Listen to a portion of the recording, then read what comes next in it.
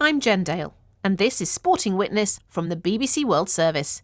If you're a regular listener, feel free to skip ahead a little bit. But if you're listening for the very first time, welcome.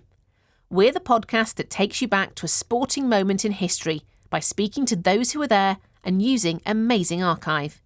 If that sounds like something you'd listen to, hit subscribe wherever you get your BBC podcasts and turn on your notifications so you never miss an episode.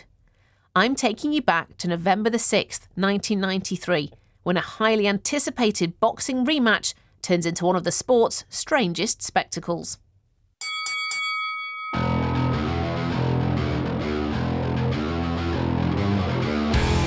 Evander Holyfield has regained his WBA and IBF world titles from Riddick Bowe in a bizarre contest, even by Las Vegas standards. The bout in an open-air arena was interrupted by the appearance of a parachutist. Out of the sky, all of a sudden, the intruder, he had a parachute attached to this fan contraption that had a motor in it. The sun's gone down in the Nevada desert, and it's a cool night as thousands of people gather to watch Repeat or Revenge, a World Heavyweight Championship showdown between Evander Holyfield and Riddick Bowe at the iconic Caesars Palace.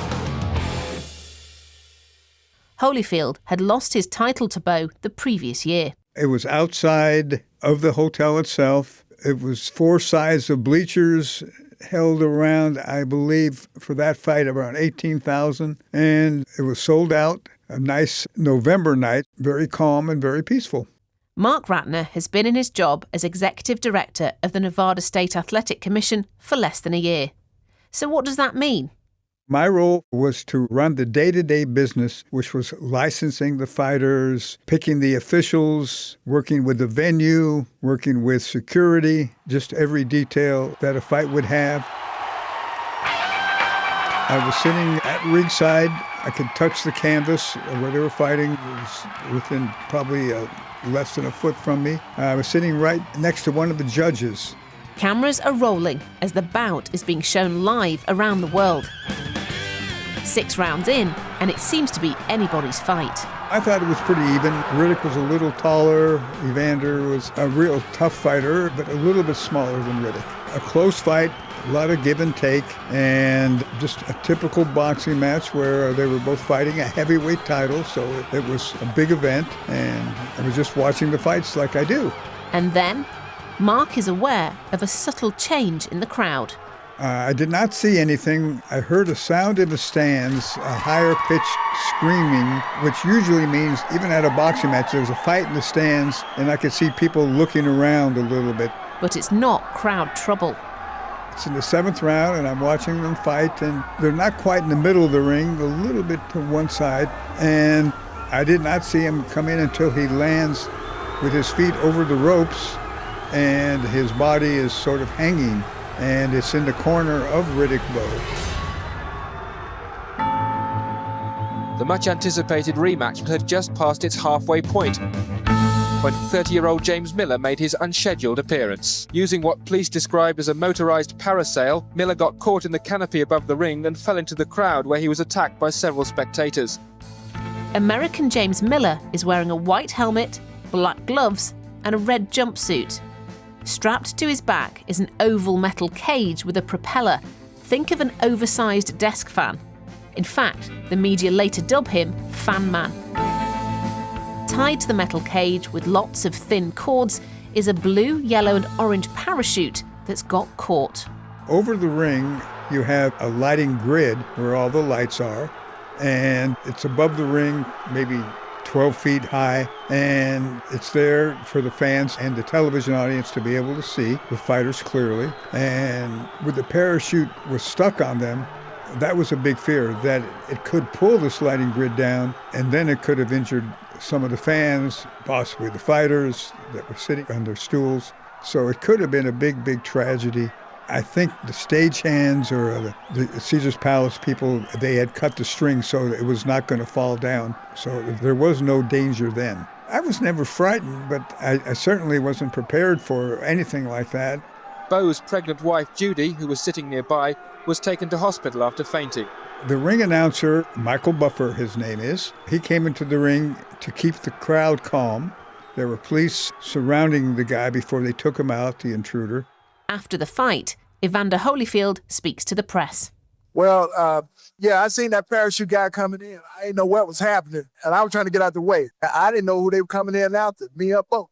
I always believed he knew where he was going, and I don't think it was an accident. I think he wanted to interrupt the fight, but I certainly never talked to him, and his story changed a couple times.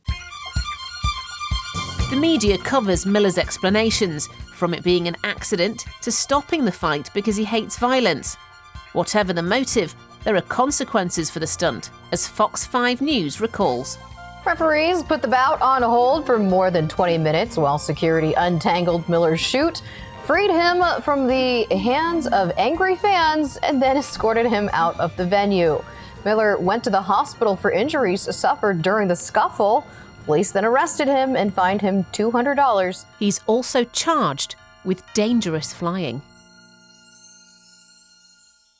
The match commentator calls it a monstrosity of an interruption. So how does it impact on the bout itself? There is no rule when somebody flies in the ring, but I had officiated in other sports, and the clock is very important. I knew enough to go to the timekeeper and then to the judges. What I did was walk around to each judge and tell them, I don't know if this fight's going to continue. Take your scorecard, turn it over, and mark where you are in the round.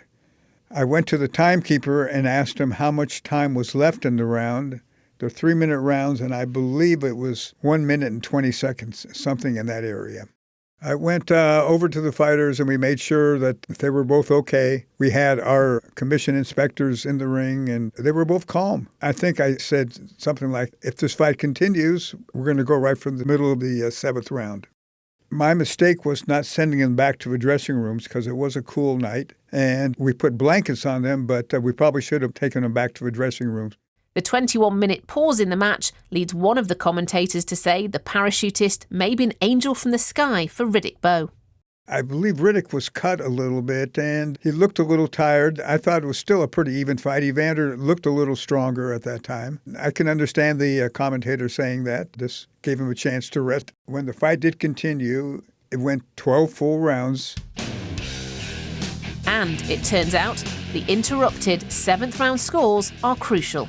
In that 7th round, one judge scored it for Riddick Bowe 10-9. One had it for Evander Holyfield 10-9, and the third judge had it 10-10, an even round.